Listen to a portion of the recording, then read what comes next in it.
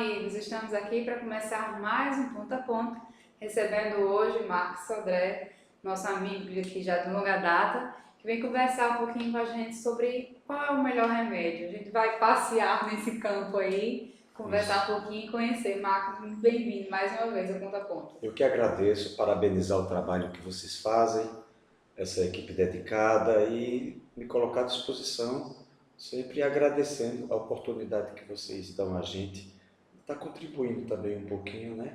Bom para nós, para vocês que estão aí, para a equipe. Trabalho de luz, de força, de alegria. Então, como eu falei inicialmente, o nosso tema é qual o melhor remédio, né? A gente vai ter que descobrir isso hoje. Eita, é difícil. Mas, assim, dentro da doutrina, a gente vem aprendendo que existem outras opções de remédio, complementares, e uma delas, né, é o passe magnético, né? Ele é um remédio para o espírito?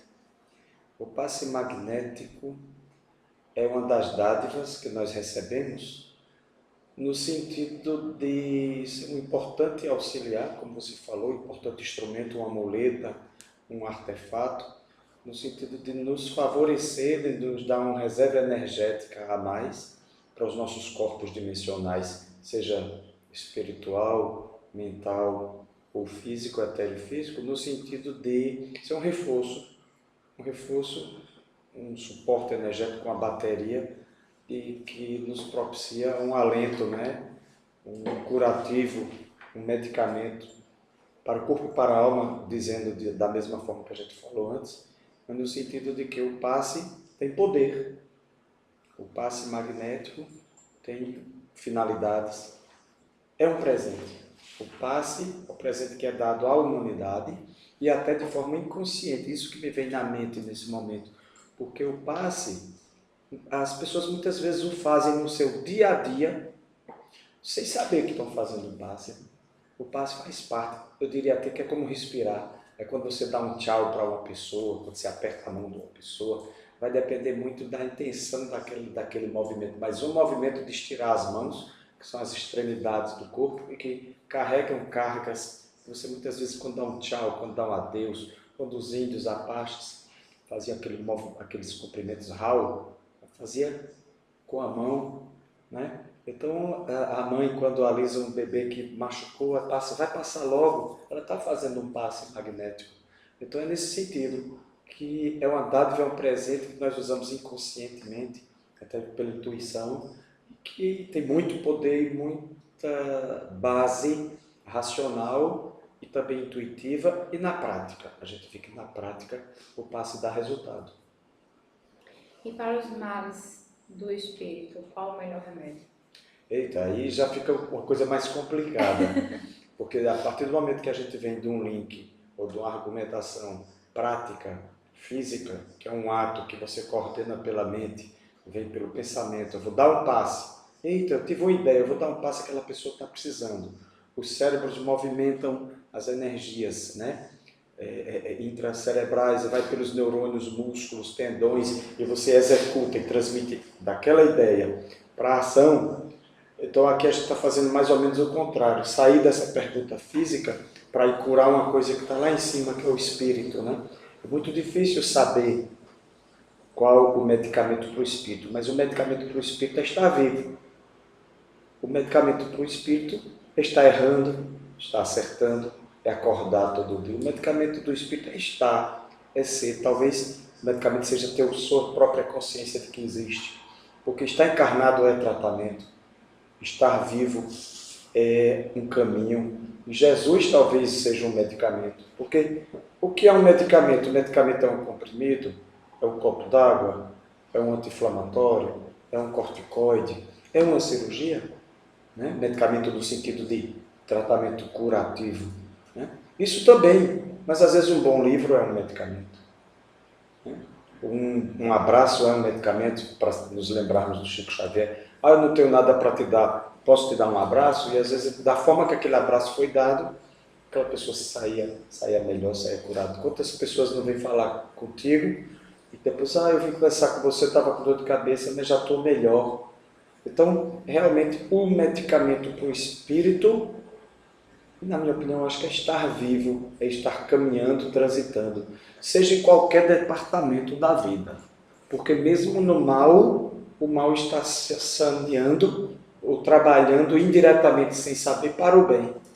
Então, eu acho que o tratamento para o espírito é evoluir e é uma conquista ou um caminho que não tem volta. A partir do momento que, quando nós lemos os livros que mostram que o ser humano, da ameba, das células iniciais, até estar encarnado como nessa questão da espécie Homo, não digo nem Homo sapiens, mas 1,5 bilhão de anos, para sair das mônadas, das células, se é assim que a gente pode interpretar, dos seres primitivos, até estarmos num grau que até pouco tempo, 200 mil anos atrás, 1,5 bilhão de anos evoluindo, né? O que eu acho interessante também, e que diria em última análise, e qual é o medicamento para o espírito? Então ele está nesse planeta Terra, né? Ah, o planeta é remédio, Jesus é remédio, a doutrina é remédio, é um grande remédio. Tudo é remédio. Tudo é remédio porque até uma faca pode ser um remédio e pode ser também uma coisa agressiva, mas não deixa de ser remédio. E quando é agressiva, às vezes também é remédio porque não tem males que vêm para o bem. O ditado popular, muitas vezes a pessoa pode dizer, eu nasci surdo. E será se ela não nasceu surdo que era para se escutar? Mas não é ruim ser surdo, é muito ruim ser surdo. Porém, é ruim, mas é um mal que está fazendo um bem. Há um câncer que pode ser um mal, mas que muitas vezes está fazendo a pessoa se reprogramar. Aquela pessoa sai daquela doença diferente de quando entrou. Sai até curada, doente do corpo, às vezes amputado de determinados órgãos, mas que ela prefere estar assim, porque muitas vão responder, essa doença foi útil, me fez ver a vida com outros olhos, né? A pobreza é doença, é doença.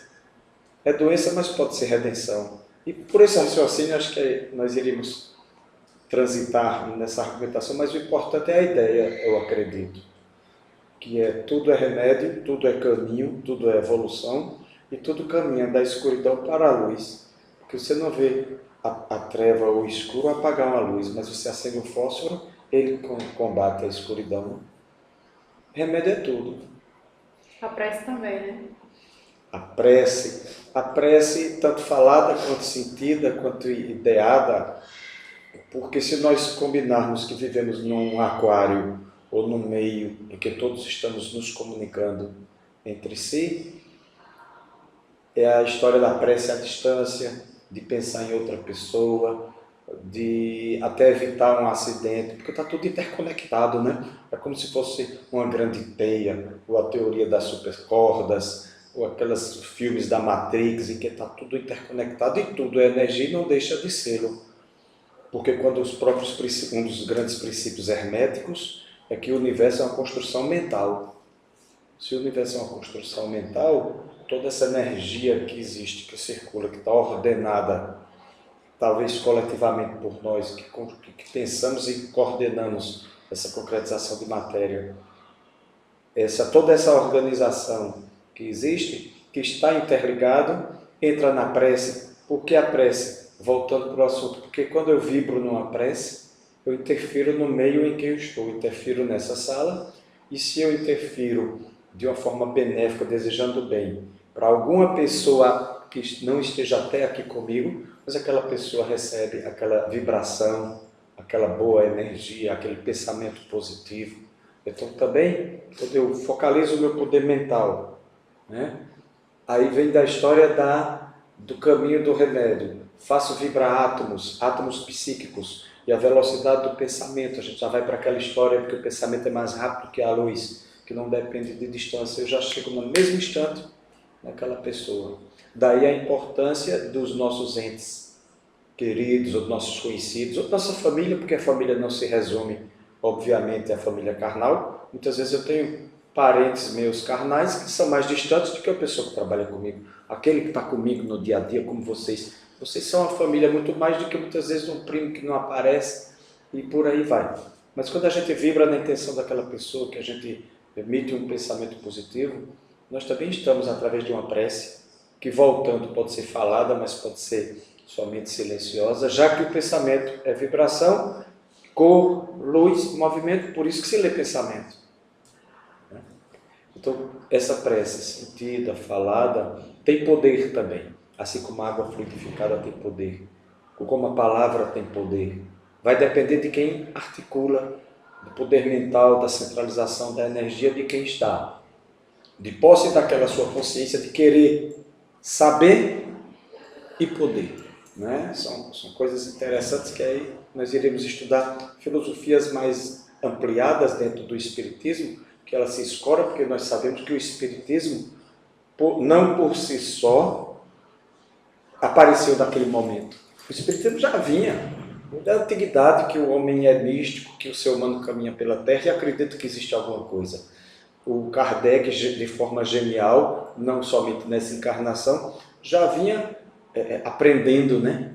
Aprendendo essa parte mística, desde quando ele era druida, que tinha as oferendas, os contatos com a natureza, né? As raças nórdicas, aquela coisa toda, dos Stonehenge e tal, que eu acho legal aquilo.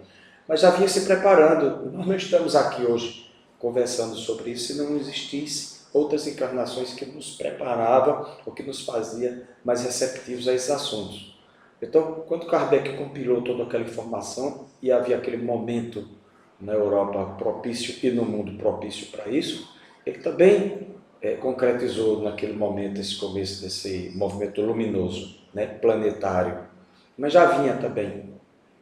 Eu acho interessante. Tudo isso é remédio, essa prece é remédio, a água é remédio, a oração com a vela é remédio, porque as pessoas dizem, não, mas eu preciso acender a vela.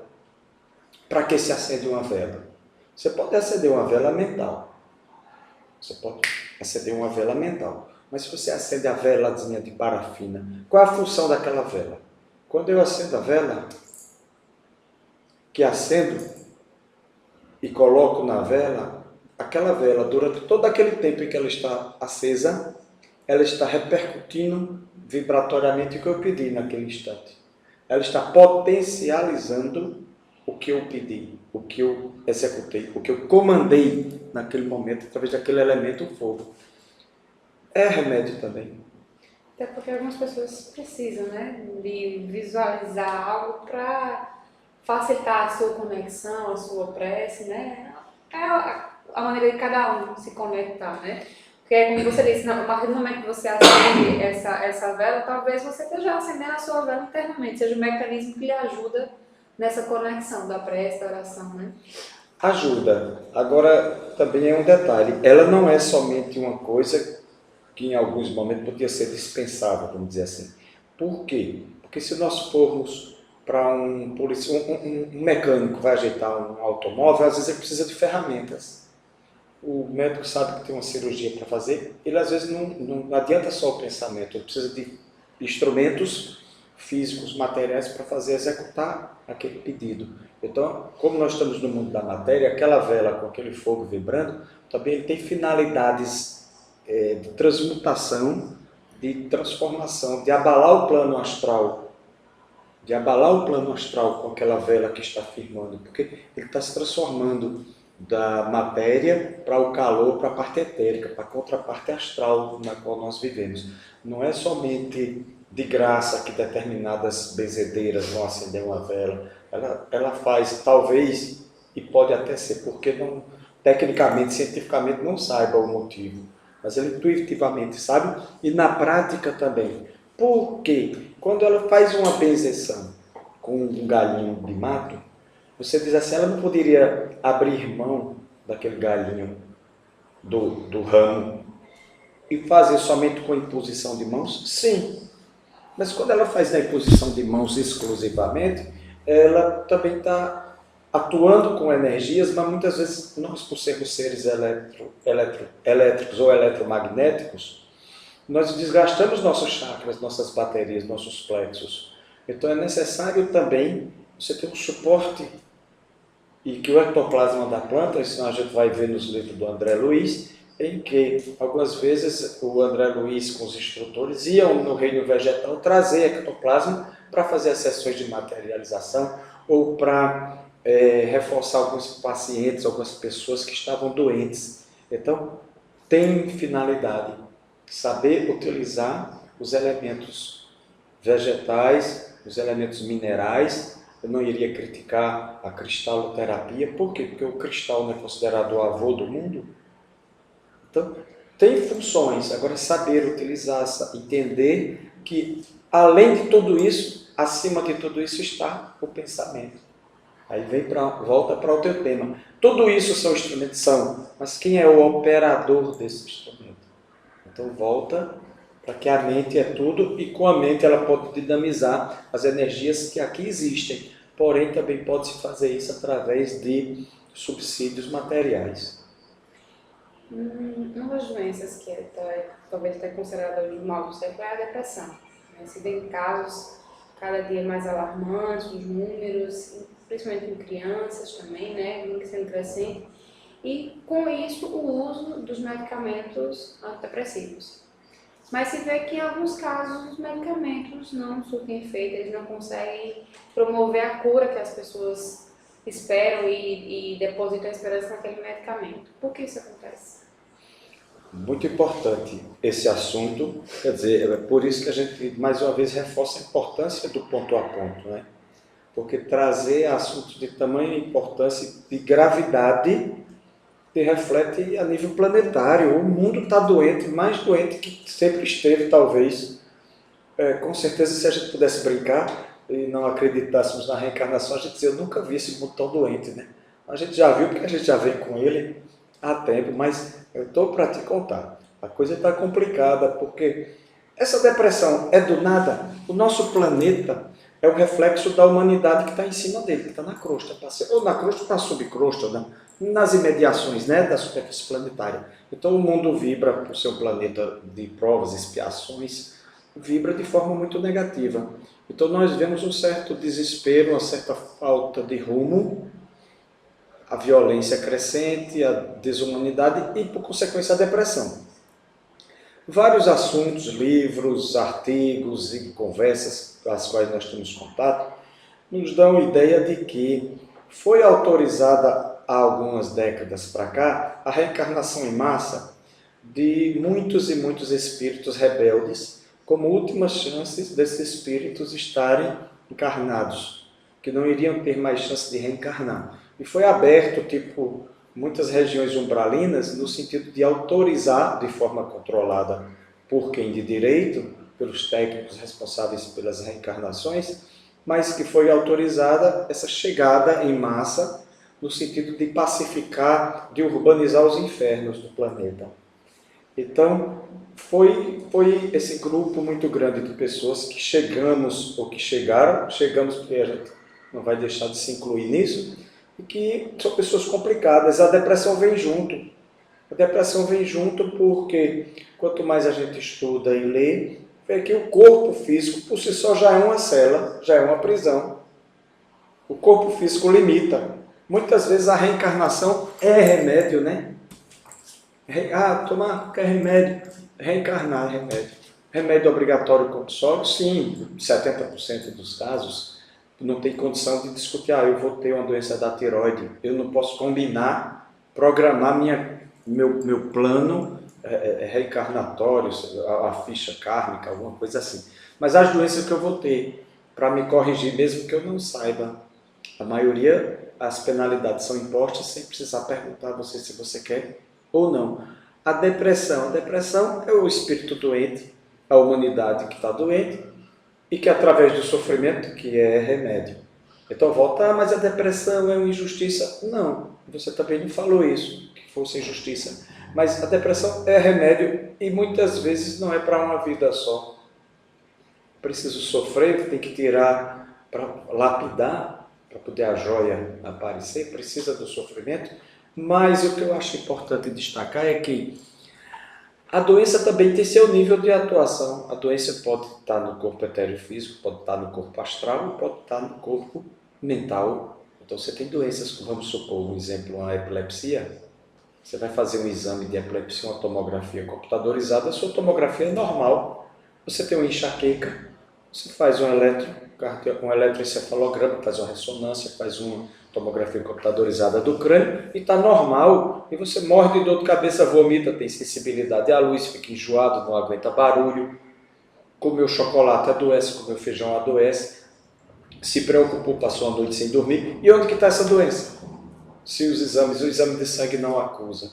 Ela está em algum lugar, num corpo acima desse corpo físico, diferente de uma amidalite, de uma crise de tireoide, de faringe, de apêndice, de um furúnculo, que aí está no corpo físico, mas alegremente se exteriorizando para sair dos escaninhos, dos escuros, das bibliotecas da nossa alma, ou do espírito, em última análise, e se exteriorizando como o mata-borrão, que é o nosso corpo físico. Então a depressão é oportunidade, mas a oportunidade que faz sofrer, ou às vezes precisa ir para o fundo do poço, como tem no livro O Abismo, do Ranieri, em que o instrutor e o próprio autor que escreve, quando estava lá no abismo, nas profundezas, olhava para o céu e via uma luz das estrelas que estavam naquele céu. A luz mais brilhante era o arcanjo Gabriel, que estava sentado na beira do penhasco, dominando, coordenando os abismos.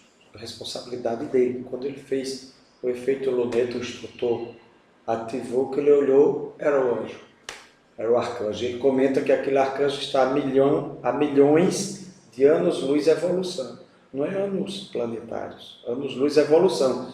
A depressão também faz parte dessa dádiva, como o câncer, como o diabetes, como a doença cardíaca, como as doenças de longa duração, que muitas vezes são até exaltadas, não, elogiadas nos livros do André Luiz. Por quê? Porque a pessoa tem tempo, tem um prazo mais dilatado para ir se repensando, né?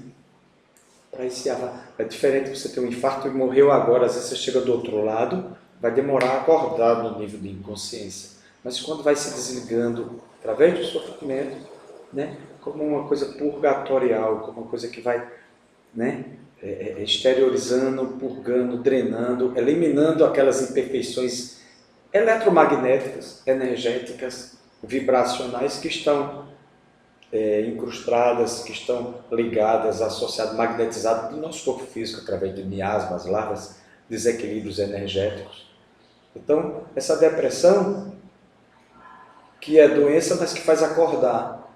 E um dos remédios para a depressão, melhorar sua mente, arejar sua mente, iluminar sua mente. Como uma sala escura de uma biblioteca escura, um quarto, um armazém escuro, que não entra a luz do sol. É limpar, é começar a arejar, purificar, colocar luz, perfumes, cores na sua vida. E uma das luzes, perfumes, cores é a doutrina, não exclusivamente a doutrina espírita, mas as doutrinas reencarnacionistas, as doutrinas que explicam melhor o motivo de se sofrer. Porque se eu não soubesse o motivo do sofrimento, eu ia me revoltar. Quando eu compreendo, quando eu tenho um pouco de luz, aí eu começo a aceitar, a entender, e eu passo a deixar de estar sob o jugo da vida, como as pedras que rolam sob o efeito exclusivo da água do rio que vai nos levando, e passo a dominar, de certa forma, a ser senhor do meu destino. Tudo bem que ser senhor do destino pode ser ruim, porque você começa a ser cobrado pelo que faz. Mas, por outro lado, é muito bom, porque aí você começa a entender nesse jogo de xadrez, você deixa de ser peão. Você passa a ser um bispo, uma torre. É melhor ser bispo, torre ou cavalo. E, pelo que você falou aí, existe um reflexo muito direto das doenças que tem no corpo espiritual para o corpo físico, né? Eu acho que até a própria ciência já vem percebendo essa interferência, né? Essas doenças da alma interferindo no corpo físico. Sensacional o seguinte, as pessoas às vezes dizem, não, nós somos um corpo elétrico, né? Ah, mas por quê? Você fica com poesia, com o que é isso? Isso é místico. Quando a gente faz um eletrocardiograma, que os eletrodos estão aqui, está medindo o potencial eletromagnético das células cardíacas. Ele não está indo lá no coração, ele está pegando as alterações na superfície, né, do corpo. Quando faz um eletroencefalograma, também está captando corrente energética. Quando faz uma eletroneuromiografia, que é aquele examezinho do choque nos músculos para ver se está com alguma degeneração, como é que está o funcionamento muscular, também é através de choque. Então, na realidade, nós somos baterias vivas, unidades de carbono mais vivas, com calor. Se ficar naquelas fotos Kirlian, né? Você vê o aura, o pessoal que é vidente vê o aura, identifica, olha, teu aura está assim. Dependendo da doença, vai estar localizado em determinados aglomerações ou locais em que está acumulada a energia, com cores diferentes de acordo com o problema. Nesse caso que a gente destaca, que é a interligação lógica, óbvia, de que um estresse pode doer meu braço. A interligação da minha mente, do meu espírito, da alma com o corpo. Então, uma depressão, a pessoa morre de depressão, os índios que ficavam presos morriam de depressão, né? Que era, acho que é Lundu que chama, né? Que tinha o banzo, sim, né? Que tinha o banzo também, que ficava ali prostrado, você prendia, ele não se adaptava àquilo. Então, é óbvio que a depressão, voltando para o tema que a gente vem discorrendo, por ser um dos desequilíbrios, uma das desarmonias, desassossegos da mente, reflete no corpo. Você fica sem dinamismo para fazer as coisas do dia a dia. Às vezes não quer tomar banho, não quer comer, não se cuida, né, da higiene. Uma ira, uma parte cardíaca, você tem raiva, às vezes você tem uma angina, tem uma dor no coração. Muitas vezes a pessoa passa uma semana muito estressada, começa a ter dor gástrica, úlcera, que chama-se úlcera nervosa, gastrite emocional, enxaqueca, que é cefaleia tensional. Então, é claro a inter-relação, está clara a inter-relação entre nossa mente, o que sentimos e o que exteriorizamos no nosso corpo. E muitas vezes até de forma facial. Quando você está bem, o seu rosto está mais contente, você está mais feliz, os olhos, mas a musculatura da face está mais up, mais para cima, mais luminosa. E quando você está triste, a pessoa, olha, o que é que tu tem hoje que tu está assim para baixo? Que o rosto fica mais enegrecido, né? Com olheiras, os cantos da boca, a respiração.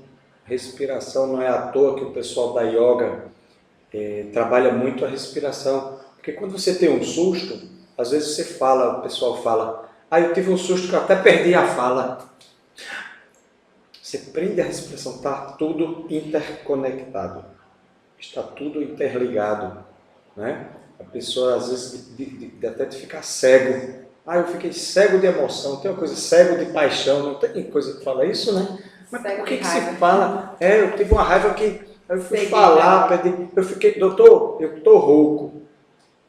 Mas foi depois que eu tive uma raiva que eu gritei com a pessoa, que eu fiquei rouco. Faz 15 dias que eu estou rouco. A minha cirurgia de catarata, eu briguei com o meu vizinho, fiquei com a minha catarata, minha cirurgia, esse está dando problema, o outro não está dando problema.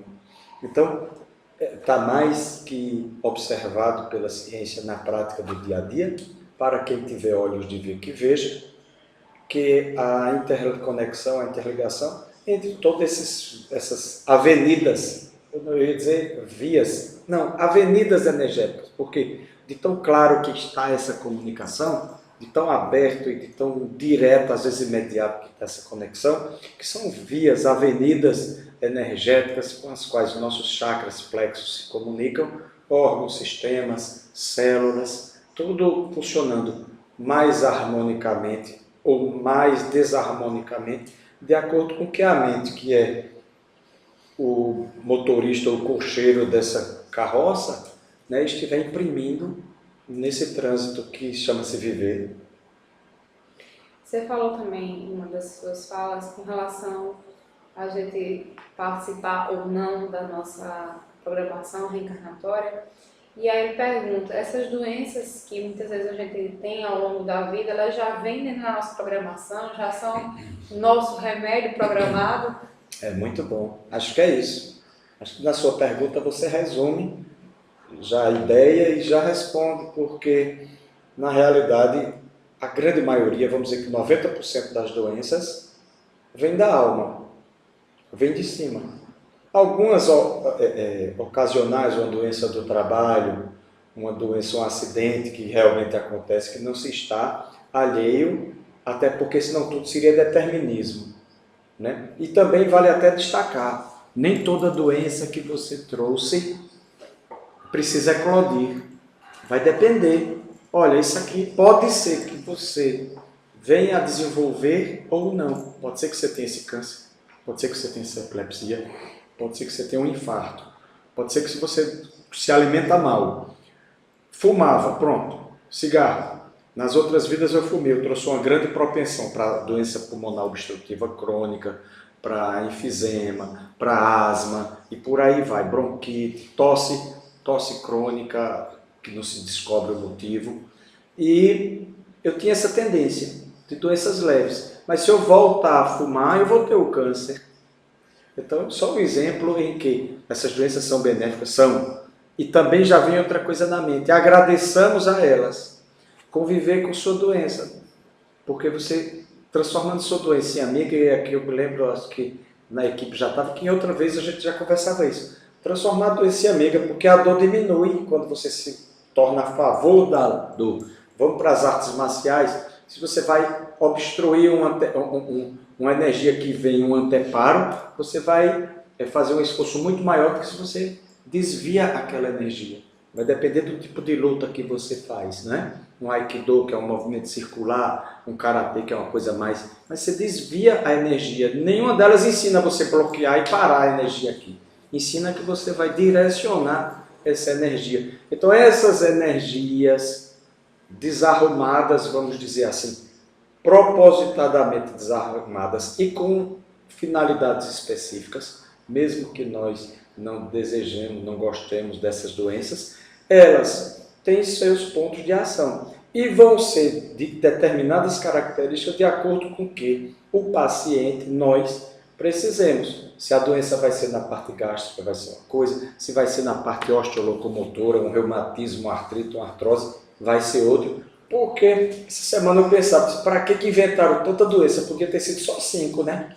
Só 5. O cara inventa doença demais, meu amigo. Ou os homens que programaram isso aí estavam muito errado aí, estão perdendo tempo, ou nós somos muito complicados, né? Acho que é mais fácil que nós sejamos complicados. Mas é muita doença, meu amigo. Especialidade, só em doença de pele é um mundo, só em doença do otorrino é outro mundo, só em doença da cabeça é uma vida. Então, todas essas desarmonias têm sua finalidade. Muitas vezes, e aí o conselho que eu dou e que eu procuro e procurarei seguir é assim, vamos escutar nosso corpo. Se a gente começar a prestar atenção e ter alguns minutinhos do nosso dia para uma meditação, para uma revisão diária, né? Que pode ser seguido pela prece, pode ser pela água fluidificada, pode ser com o evangelho ou não, pode ser no seu jardim, só olhando uma planta, porque a face de Deus não está na natureza, você pode estar na beira do mar e ser um templo muito melhor do que qualquer igreja suntuosa. Nós já conversamos uma vez isso. Né? Não existe lugar sagrado no mundo, todo lugar é sagrado. À frente, atrás, do meu direito, à minha esquerda, em cima e embaixo, tudo é sagrado. Todo lugar é sagrado. Então essas doenças que nós podemos já vir com elas, já saber que vamos vir, porém esquecemos, vai depender de nossa conduta, de nossa vibração, do dia a dia. E volta aquele conselho, procurar ver, minha perna está doendo, meu rim está doendo, conversar com esses sistemas, com esses órgãos. E aqui vem um aviso que eu recebo, que é o seguinte, é que isso não é novidade minha não, isso daqui não é de Marcos não, porque Emmanuel já fala isso. Emmanuel já fala isso, que a gente conversa com nossos órgãos, que as células as células imprimem no corpo a desarmonia que a mente coordena, quase que automaticamente. Está mais ou menos assim. E a gente falou sobre o passe, da prece, você mencionou água frutificada. Esses tratamentos que são direcionados, né, ao espiritual, eles devem substituir o tratamento medicamentoso? Quando você falava também sobre isso, a gente tem a cirurgia espiritual, né? Que entra ali, passe. Vale salientar que, dependendo do grau de doença, ou de sujeira, ou de desarmonia, ou de desarticulação da coisa, nós vamos precisar de maior ou menor grau maior ou menor gasto energético e penetração na matéria. Por isso que tem remédios homeopáticos que fazem um grande efeito para umas pessoas nas suas alergias e outras pessoas tomam remédio homeopático e não. Aquele precisa de um remédio mais pesado, o alopático. Só que aquele alopático precisa de um antihistamínico, um antialérgico fraco, mas outro com a mesma doença precisa de um corticoide. Já o outro, nem outro, precisa de uma cirurgia da rinite, da sinusite. Então, o que determina tanta variação se a doença é a mesma? Vai depender do grau de desarmonia energética, né? Aí volta o passe, água fluidificada, a prece, atividade física, boa alimentação, banho de sol, cirurgia, tudo isso é medicamento, né? Então eu me lembrei da questão da cirurgia espiritual, porque quando você faz a pergunta, você toca nesse ponto e eu acho que faz o link né? Se um substitui o outro, né? De um substituir o outro ou não. Em relação a ficar curado, às vezes vai ter doenças que a gente vai ter o direito de se curar na encarnação, outras vezes vai ser seu companheiro. Uma pressão alta é um companheiro, um diabetes é uma doença que você vai levar pela vida, uma artrose, uma artrite, uma dor nas costas. Então tem doenças que a gente já vem programado para ter e que vão aparecer, que vão nos acompanhar. Outras que podem ser inibidas, podem não se desenvolver na sua totalidade. Outras que podem aparecer e que a pessoa vai merecer ou vai fazer por onde, ou dependendo da ficha do que foi programado, ele vai ficar curado. Então não tem os cânceres que são curáveis. A pessoa às vezes tem um câncer no rim, descobre por um exame que não estava nem programado, sonha, vai fazer aquele exame, descobre que estava com câncer, faz a cirurgia e ficou curado. O que determina? Seria injustiça divina, uns descobrirem a tempo e outros não? O câncer numa tireoide, um cisto, um nódulo de mama, corda vocal, cerebral. Então, existem muitas determinantes, muitas nuances que nos fazem estar mais conscientes e conectados. Aí volta para o que a gente conversou antes, que você deixar de ser peão no jogo e passar de um grau superior ou melhor de entendimento, é remédio e é caminho. E você, nesse grau de entendimento, se comunicar melhor com suas doenças. Elas não são as inimigas. Se a gente fica mais estressado com a gastrite, a úlcera vai aparecer, a gastrite vai piorar. Eu preciso de doses maiores de medicamento para aquilo, porque uma pessoa com um remedinho de pressão melhora, o outro tem que tomar 5. Não é a mesma doença? É a mesma doença, mas não é o mesmo ser. É aquela tríade. O paciente, a doença, ou as bactérias, ou os vírus, o que seja, e a medicação. É tríade, né? Em princípio é trinitário. São 3 coisas, não depende só do remédio. Ah, doutor, eu tomei o remédio, mas o remédio não valeu de nada. Sim, mas você continuava comendo uma comida carregada, estava tomando banho frio no final do dia. Qual era a conduta? Você mudou o seu jeito de ser? Às vezes o pessoal vem com labirintite. E o que é que a labirintite está avisando? Que você está com anemia? Que sua tireoide está desconcertada? Você não está dormindo bem? Está com problema na cervical? Está com inflamação no ouvido? A labirintite sozinha não é a culpada, mas ela está tendo um alarme, um sinal luminoso, dizendo que alguma coisa no corpo está desarticulada. Sem esquecer de que tem doenças que é para aprender. Tem doenças em que a pessoa está de cama, não consegue mais sair, está com um problema sério de locomoção, de fala, e que fica dependendo dos outros mesmo. Mas será se aquela pessoa, se estivesse de posse dessas suas condições de mobilidade, condições intelectuais, iria fazer e ser útil à sociedade? Como em outros livros da coleção do André Luiz, talvez Ação e Reação, em que tem um menino acamado com problemas que não conseguia se comunicar, deformidades orgânicas, que não falava só na cama, e quando André Luiz foi fazer uma leitura do estado mental, ele vivia na outra encarnação. E naquela outra encarnação ele continuava com as mesmas práticas, e ele pergunta, mas você não quer se modificar? Ele não queria. O instrutor do André fala, você vê, ele mesmo nesse corpo não se reconhece dessa forma e é um elemento perigoso para a sociedade.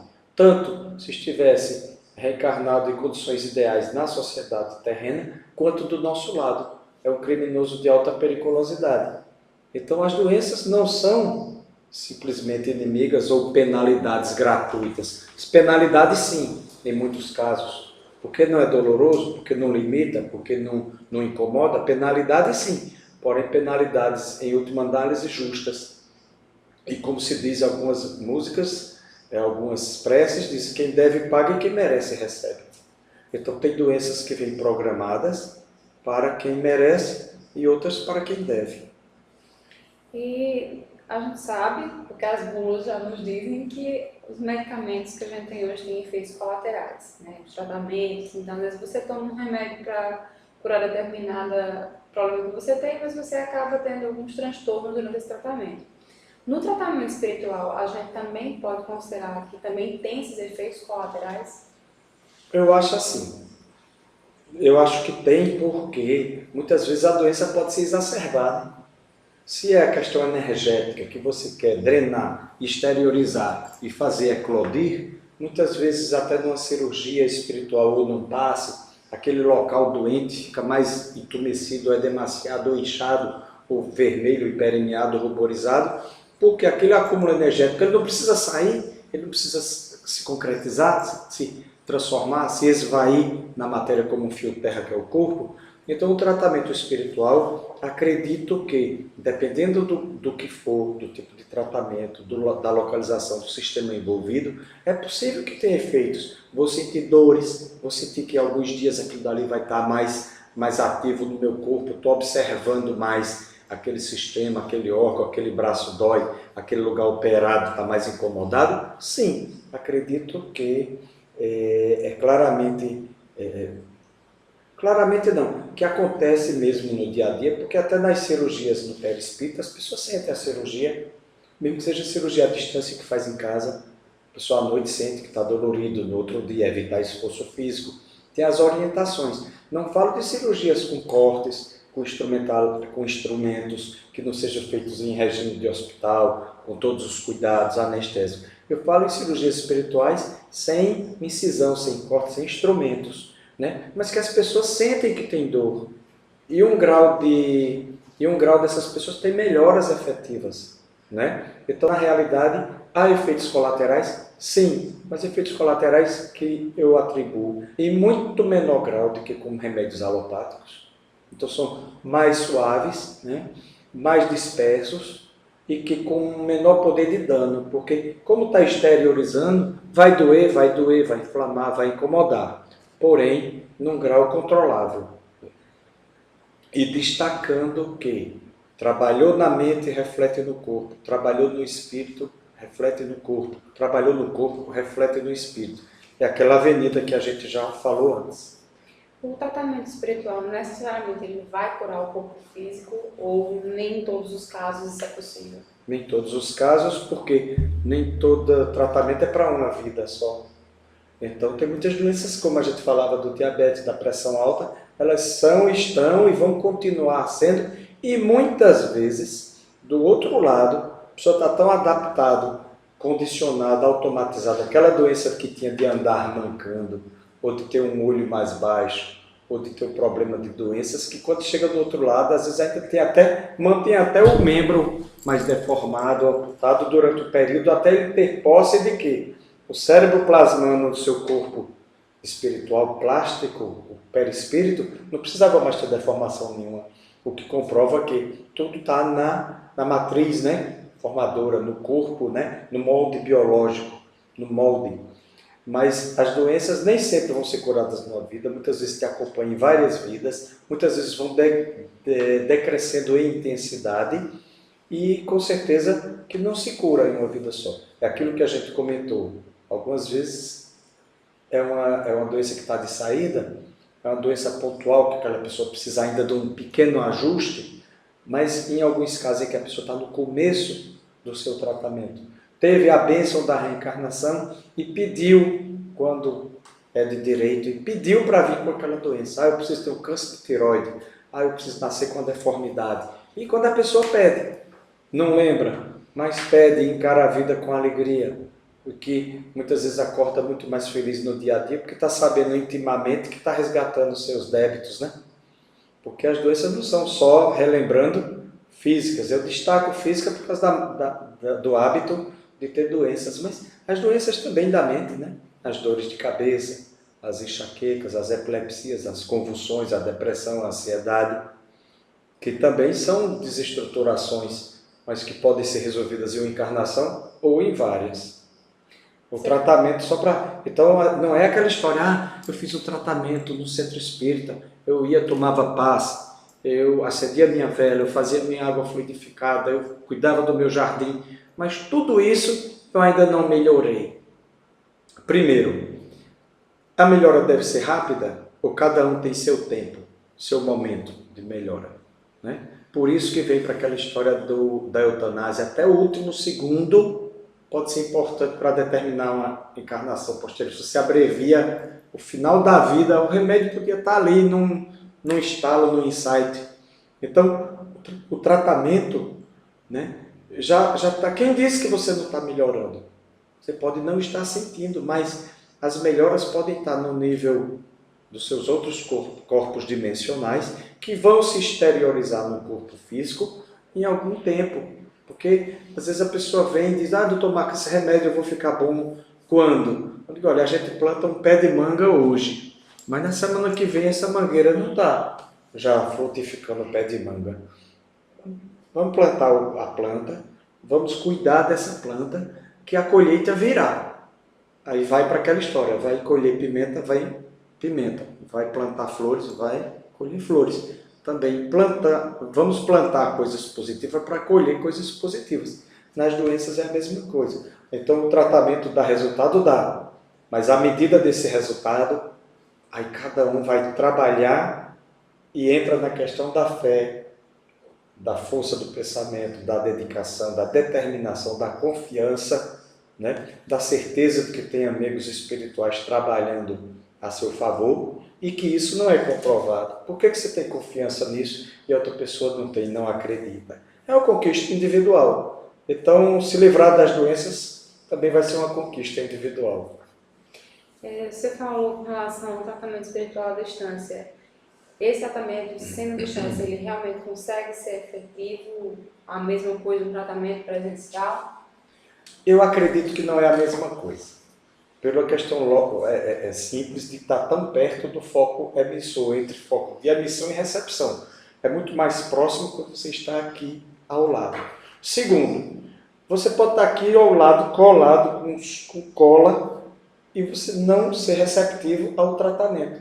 Você bloquear, criar uma energia refratária, e que pode sua família todinha estar ali fazendo imposição de mãos, e você dizer, não acredito em nada, e não ter resultado. Então, é multifatorial. Na minha opinião, são várias facetas do mesmo diamante, em que entra o poder do passista, o poder daquele que intercede, daquele que projeta a energia, da doença e da autorização que aquele paciente tem para se livrar em parte, totalmente ou não, daquela doença que pode ser kármica e que seria uma agressão a seu planejamento kármico, ele se curar. Tem doença que não tem jeito, tem que ficar mesmo, porque não tem autorização do astral para retirar aquela doença. É por isso que os tratamentos podem ou não ter resultado. Mas o tratamento falhou. Não é que falhou, ele pode aliviar, ele pode reduzir a intensidade, mas tem um resultado? Tem. E a distância? Também tem resultado. Se aquela pessoa que está lá está bem sintonizada, está mais receptiva, deseja, já tem um grau de merecimento, de confiança, de vibração, não, que já está mais apta a ser beneficiada pelas energias, pelas emissões de radiação eletromagnéticas e de energia positiva, que chame-se de alguma coisa que vibra nesse ambiente e que vai até você, que você sente o cheiro, né? Vamos chamar assim, daquela radiação, o perfume, a energia, aquele vento, aquele frescor que vem de forma a que beneficia aquela pessoa. Então, vai realinhar o chakra, vai melhorar o funcionamento orgânico, as células estão precisando de um reforço ectoplásmico, de uma transfusão de energia externa. Por que não existe a transfusão sanguínea e não é útil? que não existe a transfusão de energia? Existe. Até você iria me dizer, não, mas a transfusão de sangue também é de energia, de energia coagulada, de energia concretizada, mas tem a energia dinamizada também. Então, acredito realmente que é tecnicamente explicável, energeticamente explicável, de forma física explicável, que a distância ou próximo tem resultado. Mas vai depender de tudo isso que a gente vem conversando. Merecimento, tipo de doença, poder de quem emite, distância, entra em jogo tudo. Mas quando se faz esse bem, quando se luta em favor dessa evolução, dessas melhoras, disso que a gente vem falando desde o começo, de melhorar o espírito, né? Porque estar aqui é tentar melhorar o espírito, então todas essas movimentações energéticas são úteis, até para quem está fazendo, mesmo que a pessoa lá não se beneficie, porque você faz um bem, quem primeiro se beneficia é você. Então, eu acho que, para a gente resumir aqui, para finalizar o programa, a nossa pergunta inicial da nossa pauta era qual o melhor remédio. Então, acho que a resposta é depende, né? De muitos fatores. Depende de quem é o doente, do merecimento, da combinação dos remédios. Eu acho que de uma porção de fatores aí, né? Agora tem um detalhe, que você realmente, bem assim, fala pela boca do anjo. Porque no começo da nossa conversa ia ficar faltando isso. Qual é o melhor remédio? É o seu Cristo, despertar seu Cristo interior. Qual é o seu melhor médico? Você. Seu melhor médico não é o pastor, não é o padre, não é o líder espiritual. Qual é o remédio? O remédio é você mesmo. Como Jesus diz, se recolhe, ora em silêncio. Então, mas as outras coisas são nos dadas e devem ser aproveitadas como o mundo deve ser aproveitado, como você está aproveitando seu computador, como eu estou aproveitando o microfone, o celular. Nós estamos nisso e devemos aproveitar. A pessoa que conseguiu muitos bens materiais, aproveite os bens materiais. Use de forma a ser um exemplo, a transmitir boas energias, a ajudar quem possa. Aquela pessoa que nesse momento veio na condição de pobreza, também aproveita a pobreza. Tudo é relativo e o mundo é uma roda gigante, né? Mas qual é o melhor remédio? O melhor remédio é se livrar das desarmonias, das energias alteradas, dos desequilíbrios. Ok, mas quem vai propiciar isso? Você, dentro de você. Mas eu estou com a perna quebrada, eu preciso de umas muletas. Com certeza as muletas são importantes. Então, procurar boas muletas, muletas firmes, seja na profissão, seja na família, nos amigos, na doutrina ou nas doutrinas, né? Em que essas muletas são temporárias, mas na hora que você acende o seu sol interior, se reequilibra e passa a ser um emissor de luz também, ou um catalisador, ou que você vai usinar, como alguns colegas do Movimento Espírita falam, vão usinar energias positivas, como o sol interno, o seu reencontro com Cristo, porque a cruz não é isso? A cruz não é o braço horizontal, você com seus irmãos, e a cruz vertical não é a sua ligação com o divino. Então você se transformar numa cruz viva, energeticamente falando, distribuindo para os lados e se conectando, né? Mas o Cristo interno é o remédio. O Cristo veio e mostrou. O que ele mostrou, acenda o que ele mostrou na prática dentro de você. Muitas dessas doenças vão desaparecer. Ou quando elas chegarem, nós vamos abraçá-las com alegria e dizer, eu já esperava por você. Vamos lutar, vamos trabalhar, você é minha escada. Né? Com certeza. Marcos, muito obrigada por mais essa participação aqui conosco. É sempre maravilhosa as suas participações. Então é isso, gente. Tem que buscar cada um conhecer, se conhecer, buscar os seus caminhos, né? Porque, como a gente viu, depende muito da gente também, né? Então, que a gente faça a nossa parte por nós mesmos, pela nossa evolução e que a gente esteja sempre com os braços abertos para ajudar e para aprender, né? Então, a gente fica por aqui agradecendo a participação de vocês aí que ficam do outro lado, torcendo, mandando as vibrações, as perguntas e participando aqui da nossa conversa e convidando vocês para estarem conosco para mais um Ponto a Ponto no próximo sábado às 16 horas, horário local. Conto com vocês até lá.